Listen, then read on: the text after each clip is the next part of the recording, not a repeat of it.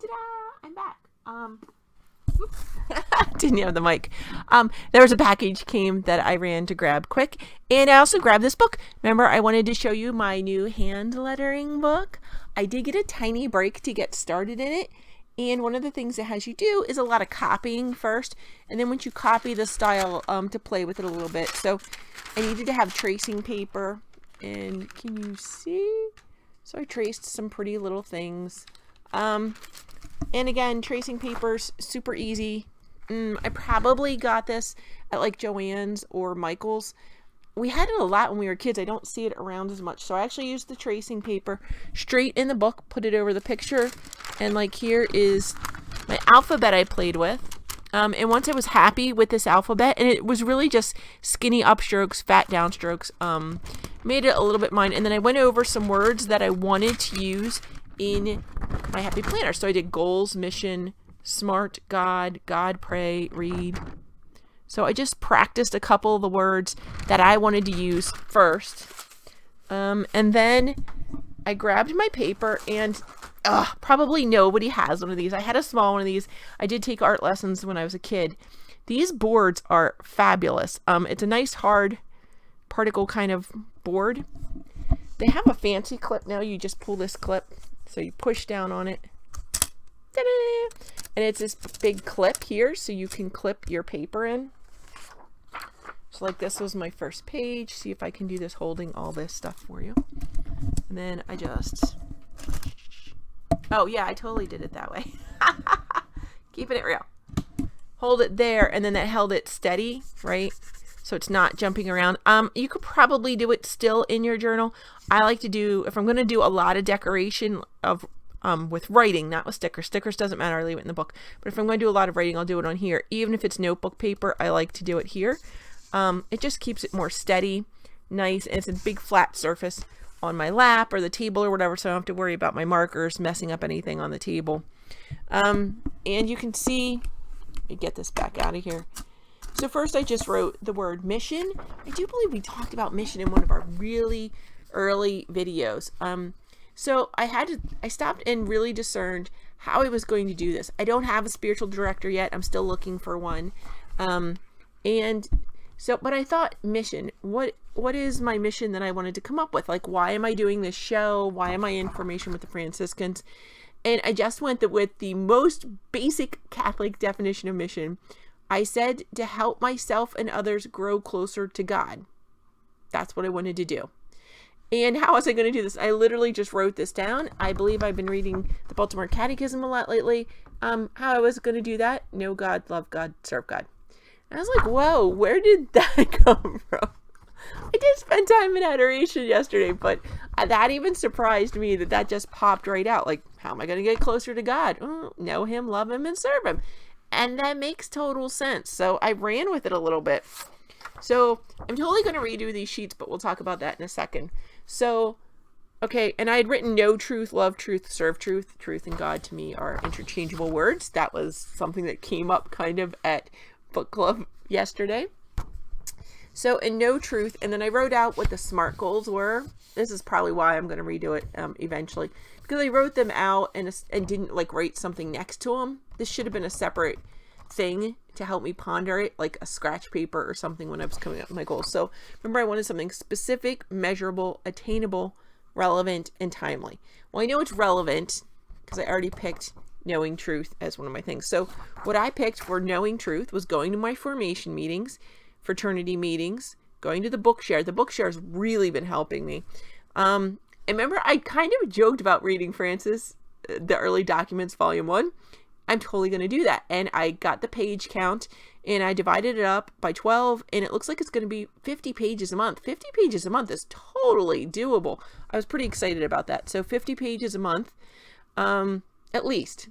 I can read more. And I want to try and read an extra Franciscan book a month. And some of them are really small, honestly. So, and most Franciscan books, it's hard not to just read cover to cover in one sitting.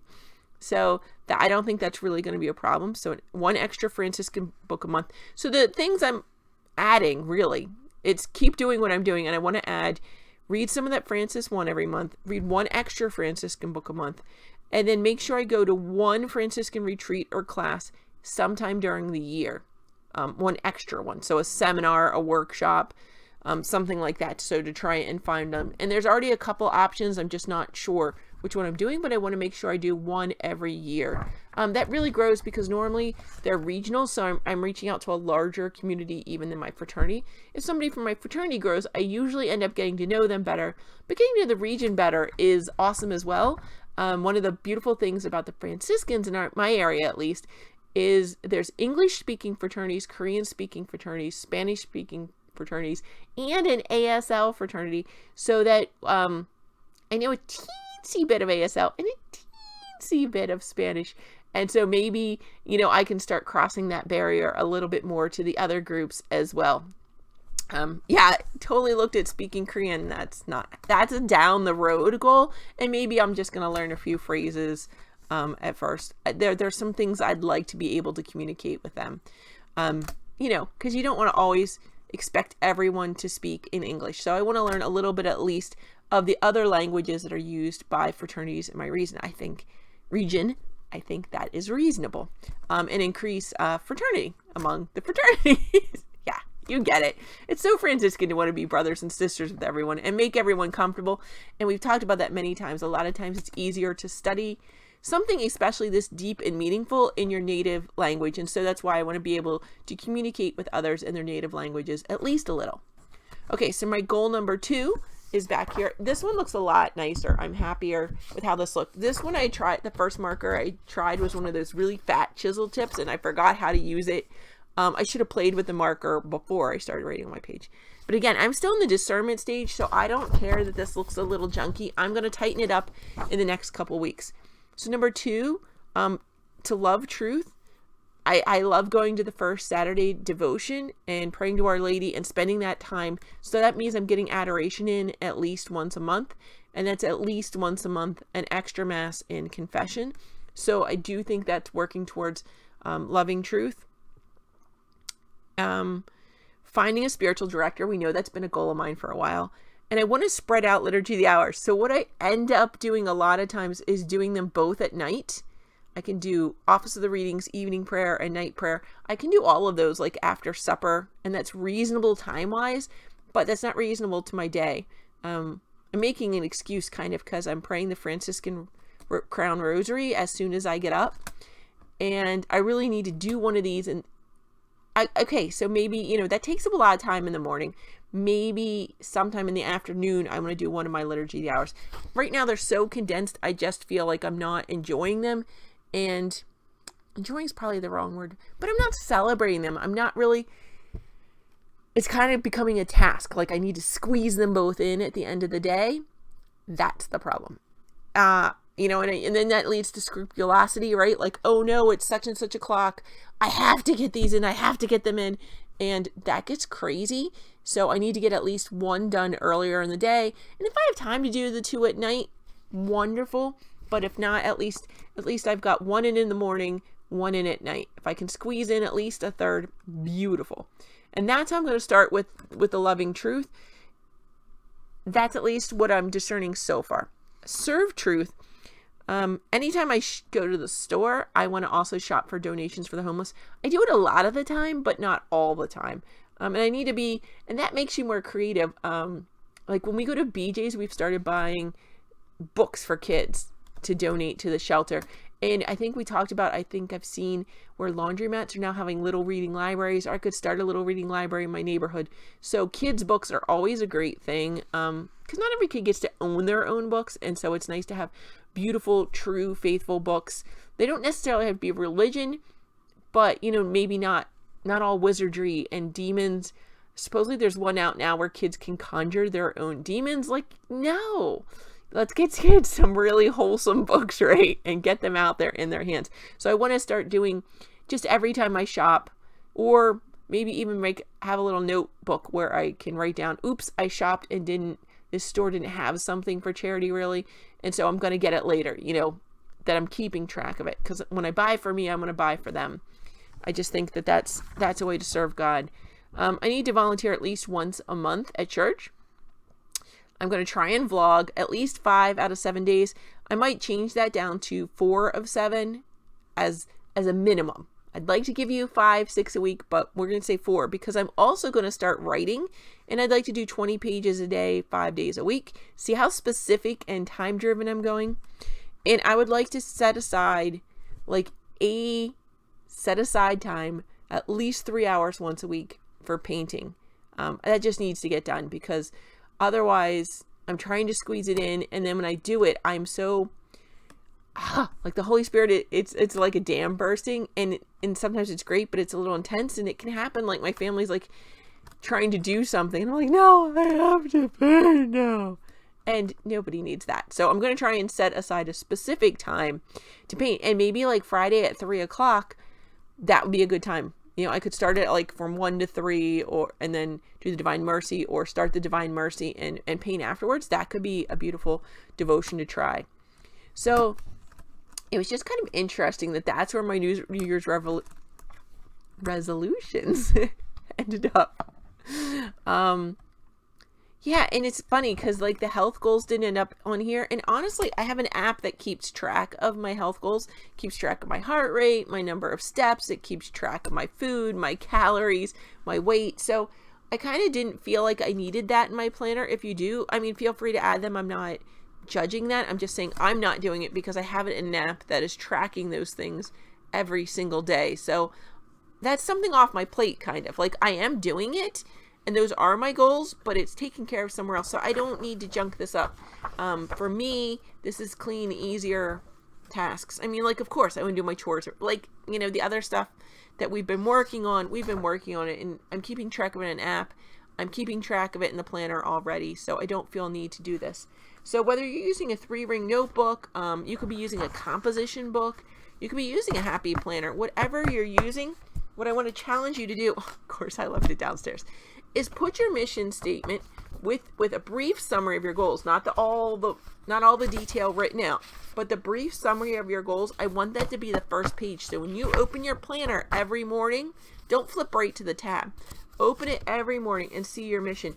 And so take some time every now and then in prayer with this mission. Like we prayed the Lord help me litany with our to-do list. And want you to spend some time with this mission. So maybe next, when I rewrite this, I'm going to put this, try and center it in the page, and I can spend time doodling and adding some stickers and things to make this joyful throughout the year. Maybe like every time I feel I've made progress in one of these, I get to add a sticker. It sounds silly, but if you're a kid of like the 80s, you know, the 70s and 80s, you are sticker driven. So maybe every time I reach my goals, I get to put a sticker somewhere on those pages. It'd be kind of fun, actually. I'm liking that idea. And there's lots of tiny stickers. Remember the Happy Planner has lots. Let me grab one here. There is one right over here. So let's see. There are lots of teeny weeny stickers in here we found. So, I mean, even just this little apple with yay, maybe I'm doing a good job. Merry everything and happy always, right? Let's see. Oh, look, there's all these emojis. So maybe if I'm not doing as well, I can add like a little shocked face or something. But these emoji stickers would be perfect for that purpose. There's little stars in here. Due dates. Let's see. What else is here?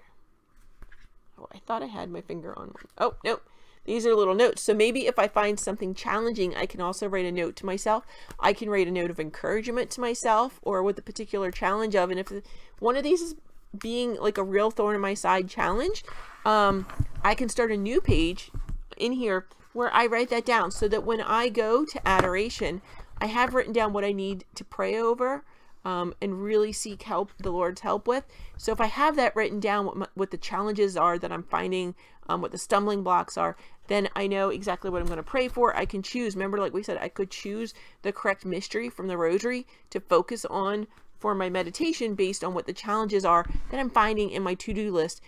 My to-do list, where my mission is to try and grow closer to God and bring my family and friends closer to God. Some of these don't really have to do with my friends and family yet, so I need to go back and add them in. See, I only really did for me the first time, except for like the book share and stuff. There's a bunch of these in the retreat where I'm getting closer with others.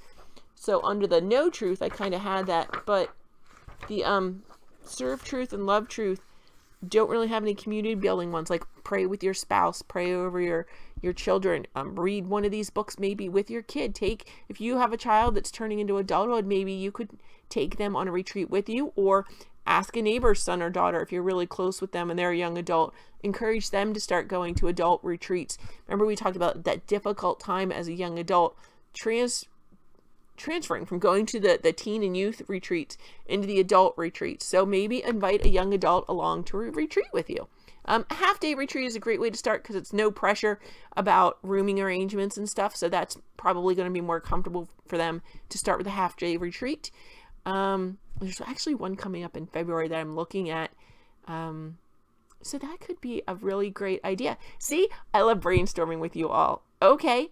I'm going to wrap this up. We're going to do something fun tomorrow because I know the pressure's on and you're like, is she going to keep throwing stuff at me to do? No, this is all I'm going to throw at you to do today. And tomorrow we're going to do something fun. So God bless, friends. See you tomorrow.